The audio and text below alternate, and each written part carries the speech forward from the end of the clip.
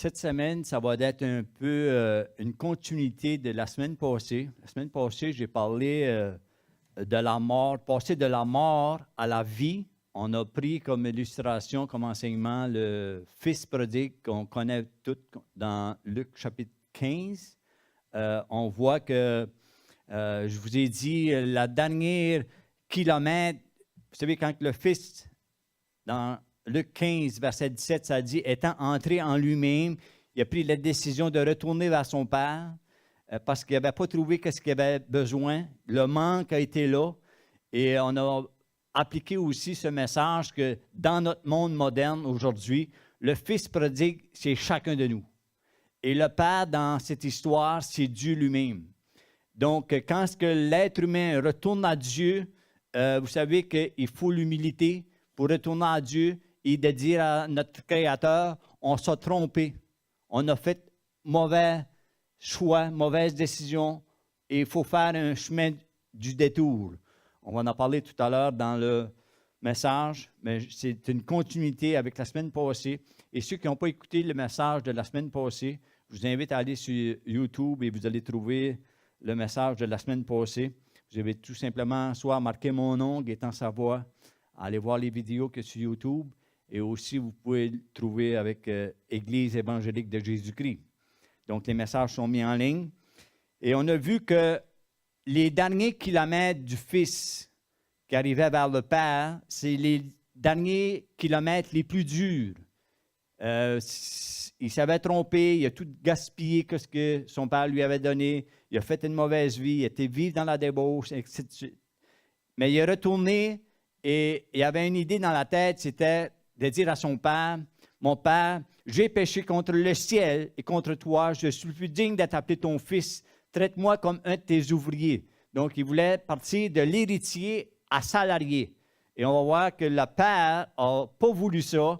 Le Père a fait les derniers kilomètres qui étaient les plus durs pour le Fils. Il l'a fait.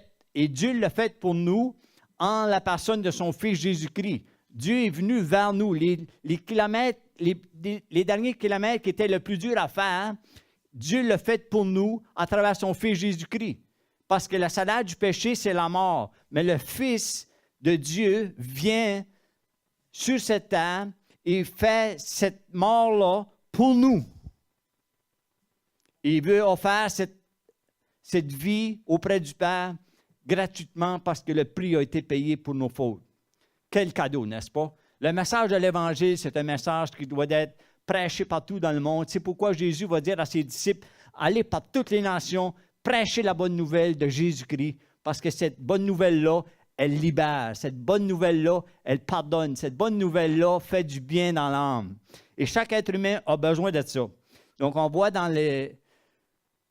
que le Père n'a pas dit, tu vas être sous caution, tu vas être un house arrest, tu vas être... Non. Le Père l'a embrassé comme qu'il était, même s'il ne sentait pas bon, même s'il était sale, même s'il venait de loin. Le Père n'a pas de préjugés. Il va l'embrasser, il va le saisir. Et c'est ce que l'amour de Dieu fait. Ne pense pas que tu es trop mauvais pour venir à Dieu. Ne pense pas que tu es trop sali dans le monde pour venir à Dieu. Il dit, venez à moi tel que vous êtes. Et c'est lui qui fait la job. Et lui, il dit, je vais mettre un vêtement blanc sur toi. Je vais renouveler l'alliance que j'ai envers toi. Et je vais lui mettre des sandales aux pieds. Ce matin, j'aimerais aller dans un message où ce que passer du désespoir à l'espoir. Vous savez, passer du désespoir à l'espoir, c'est quelque chose que chaque être humain, à un moment donné dans sa vie, il passe des moments où c'est difficile. Il passe des moments où c'est pas comme que je pensais que c'était. Chaque être humain a des difficultés. Et je vais prendre un exemple ce matin dans la Bible. Une femme qui s'appelle Anne, qui souffre en son cœur. Elle souffre en son cœur, pourquoi? Parce qu'elle est stérile. Et on va lire que dans l'Ancien Testament, qu'est-ce qui arrive? C'est que cet homme-là, il y a 2 femmes. C'est un polygame, OK? Et Elkana, qui est une de ses femmes, et l'autre s'appelle Anne. Et Anne est stérile. Et dans la coutume juive, quand c'était stérile, c'est un déshonneur. c'est un déshonneur pour toi d'être stérile. Et Anne, justement, est stérile. Et Elkana, elle, à l'enfant, c'est comme un travail à la chaîne, à l'enfant, puis c'est... Et là, elle va mortifier Anne. Elle va dire, elle va la voir comme dégradante. Okay? Et Anne, ça va lui causer beaucoup de souffrance. Ça va lui causer beaucoup de désespoir. Avant d'aller au texte, j'aimerais qu'on puisse juste se remettre dans le cadre de Dieu. Dans le cadre de Dieu, la famille, aujourd'hui, ce cadre-là, ça a été un peu... quand est-ce que Dieu a créé l'homme, il a créé l'homme en premier, n'est-ce pas? Vous êtes d'accord avec moi? Okay? Il a créé l'homme, et pourquoi il a créé l'homme? Il a créé l'homme pour travailler.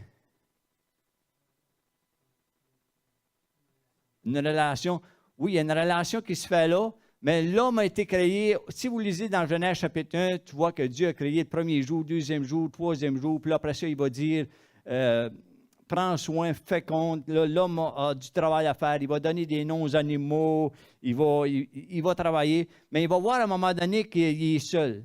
Et là, c'est là que Dieu va dire, il n'est pas bon que l'homme soit seul, je lui ferai un aide semblable. Et là, vous savez l'histoire, il a donné un sommeil à l'homme, il a pris une de ses côtes, et de sa côte-là, il est sorti la femme. Et pourquoi il a créé la femme? Il a créé la femme pour une aide. Donc, dans le cadre de Dieu, la femme est là, elle a un rôle et l'homme a un rôle. Et malheureusement, aujourd'hui, c'est qu'il ne faut pas prendre le rôle de l'autre. Okay? Les rôles ont peut-être un peu été sabochés, mais la femme est là pour multiplier. L'homme est là pour apporter quelque chose et la femme est là pour multiplier les choses. Exemple, si tu donnes une épicerie à une femme, elle va te donner un repas chaud. Si tu donnes à la femme un sperme, elle va te donner un fils. Si tu donnes à la femme, elle va te donner quelque chose en retour. La femme est là comme une aide pour l'homme. Donc la femme, c'est pour la multiplication. Si tu lui donnes un foyer, elle va t'emporter la chaleur, elle va mettre la vie dans le foyer. Donc, quand ce que l'homme va donner à la femme, la frustration, la colère, qu'est-ce qu'elle va te donner? Elle va te donner l'enfer. N'est-ce pas? C'est lorsque tu donnes à ta femme quelque chose, attends-toi pas de recevoir quelque chose d'autre. Donc, il faut savoir donner les bonnes choses. Il faut savoir dire les bonnes paroles. Qu'est-ce que tu veux s'aimer? Qu'est-ce que tu veux récolter? Donc, on voit dans le cadre familial que il faut faire attention à notre comportement, à ce qu'on veut dire à notre femme. Je veux parler aux hommes ce matin. Attention à ce que tu dis à ta femme. Attention à ce que tu dis. Attention à ce que tu places en elle, parce que ça va se multiplier. Elle est là pour multiplier les choses. Il faut semer le bon grain pour récolter le bon fruit. Pense pas que tu vas semer un pommier et tu vas avoir des oranges. Donc, la femme est là et elle porte ton nom. Elle porte ton nom. Elle porte tes habits, n'est-ce pas? Et il faut, dans la Bible, on voit que la Bible dit de ne pas prendre le nom de Dieu en vain. Tu sais, de ne pas prendre le nom de Dieu en vain, vous avez dit ça? Tu ne prononceras pas le nom de l'Éternel, ton Dieu, en vain, tu ne blasphémeras pas contre lui, et ainsi de suite. C'est un modèle, n'est-ce pas? On pourrait donner un exemple. Si jamais que je dis, OK, je devais ma femme, je lui donne, et qu'elle s'en va dans des bois de nuit, qu'elle vit dans la débauche, elle déshonore ce qu'elle a eu. Que la femme ne déshonore pas ce que Dieu lui donne. Que la femme ne déshonore pas ce que son mari lui donne. Donc, on ne prend pas le nom de Dieu en vain. Si on revient, on va voir notre texte ce matin d'une femme qui souffre en elle-même. Okay? On va voir que, on va lire. Anne se leva après que l'on eut mangé et bu à Silo. Je vous ai épargné un peu la lecture, mais vous pouvez recommencer la lecture au chapitre 1, verset 1. Lisez ce chapitre-là, vous allez voir qu'il y a beaucoup d'informations. Moi, pour sauver du temps, je vais juste lire quelques versets. Je commence au verset 9. Anne se leva après que l'on eut mangé et bu à Silo. Le sacrificateur Élie était assis sur un siège près de l'un des poteaux du temple. Et l'amertume dans l'âme, elle pria l'Éternel et versa des pleurs. Donc, c'est une femme qui souffre. Okay? Et dans la coutume, chaque année, il allait au temple pour offrir les sacrifices. Et là, elle, ça ne tentait pas d'aller offrir des sacrifices. Elle vivait un chagrin continuel, que la Bible dit. Elle vivait quelque chose de pénible à l'intérieur d'elle. Et cette année-là, elle décide d'y aller. Et regardez bien qu'est-ce qu'elle fait. Donc, elle a l'amertume dans l'âme, elle est méprisée par l'autre femme. Verset 11, elle fit un vœu en disant, « Éternel des armées, si tu daignes regarder l'affliction de ta servante, si tu te souviens de moi et n'oublie point ta servante, et si tu donnes à ta servante un enfant mâle, je le consacrerai à l'Éternel pour tous les jours de sa vie, et le rasoir ne passera point sur sa tête. » Juste une petite explication pour celui-là. C'est qu'elle est en train de déclarer un vœu nazarien. Okay? Un vœu nazarien, c'est-à-dire qu'elle veut prendre cet enfant-là, puis elle veut le donner à Dieu en faisant un vœu nazarien. Okay? Et n'oubliez pas que dans le temps, il n'y a pas beaucoup de prophètes. Dieu a besoin de prophètes. Cette femme-là souffre en elle-même et elle va répandre cette prière, cette douleur qu'elle a en dedans d'elle, elle va le répandre à Dieu et elle va s'attendre à quelque chose que Dieu va placer en elle. Et regardez bien, je vous ai dit que la femme est là pour multiplier, n'est-ce pas? Et elle, qu'est-ce qu'elle va multiplier? Cette femme-là, dans cette prière, elle a resté là longtemps. Comme elle restait longtemps en prière devant l'Éternel, Élie observa sa bouche. Anne parlait dans son cœur. C'est là qu'était le chagrin, n'est-ce pas? Il ne faisait que remuer les lèvres, mais on n'entendait point sa voix. Élie pensait qu'elle était ivre. Élie, c'est le sacrificateur, ce n'est pas le prophète, OK? Ils sont allés à la maison de Dieu pour offrir ces sacrifices-là.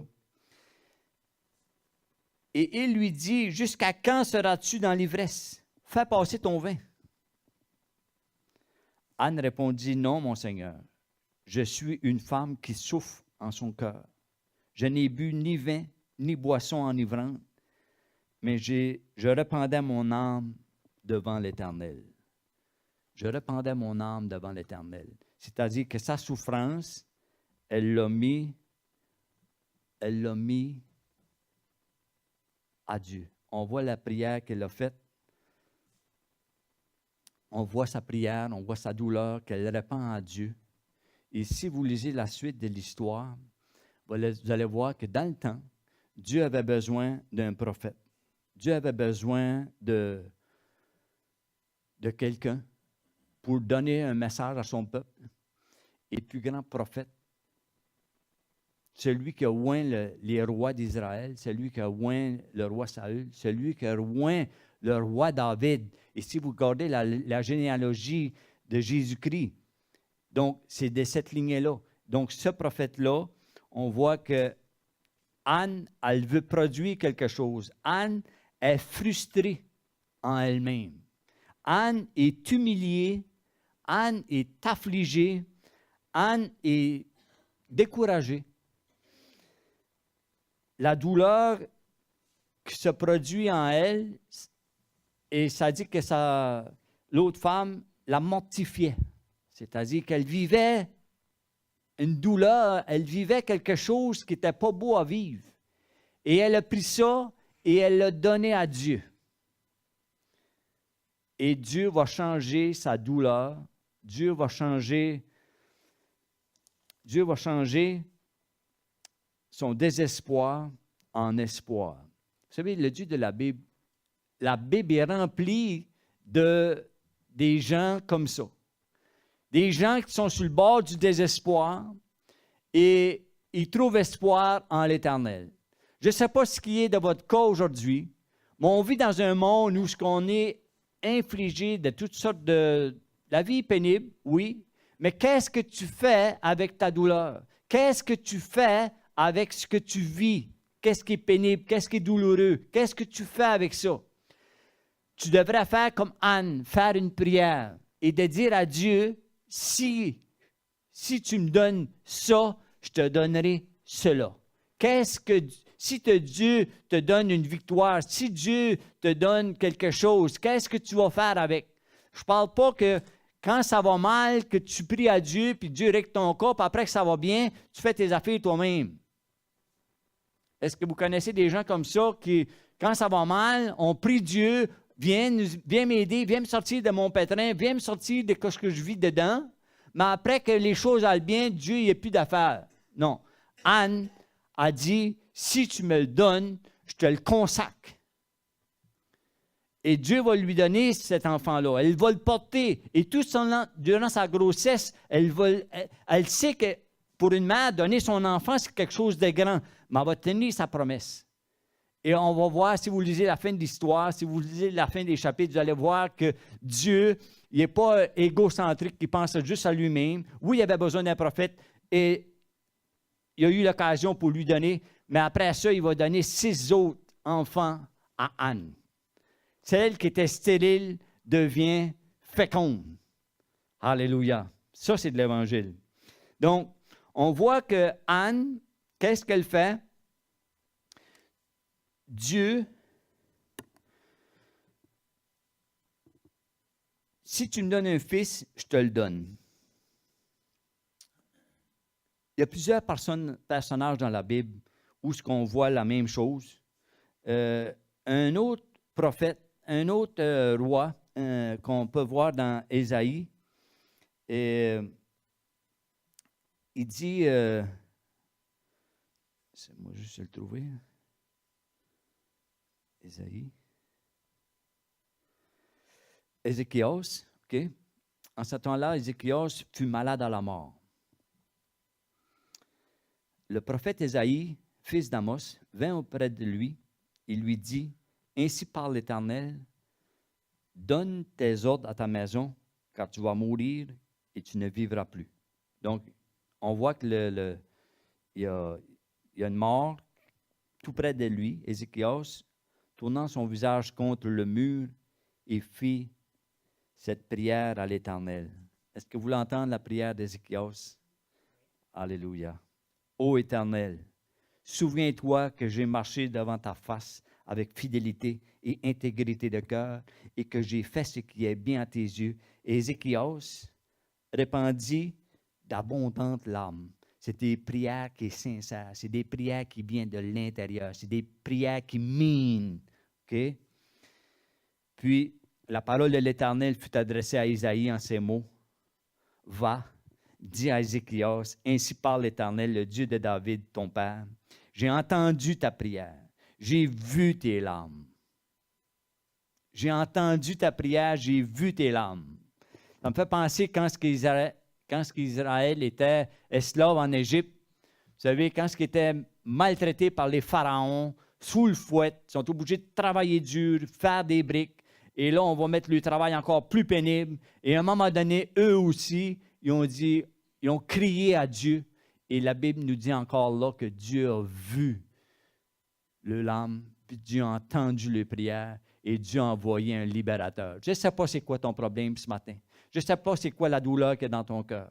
Mais répands-les devant l'Éternel avec foi et Dieu va répondre. Dieu va venir à ton aide. On continue. Il dit, va, dis à Ézéchias, ainsi parle l'Éternel, le Dieu de David, ton père. J'ai entendu ta prière, j'ai vu tes larmes. Voici, j'ajouterai à tes jours 15 années. Qu'est-ce que vous pensez qu'Ézéchias va faire avec ces 15 années-là?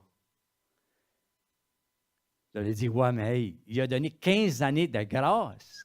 15 années de grâce. Qu'est-ce qu'il va faire avec ces 15 années? Dans votre tête, à vous, vous pensez, ah, ben, Ézéchias, il va rester fidèle, il va être fidèle à Dieu. Vous savez, ça a été les 15 pires années d'Ézéchias. Attention quand on fait des promesses à Dieu, de les tenir.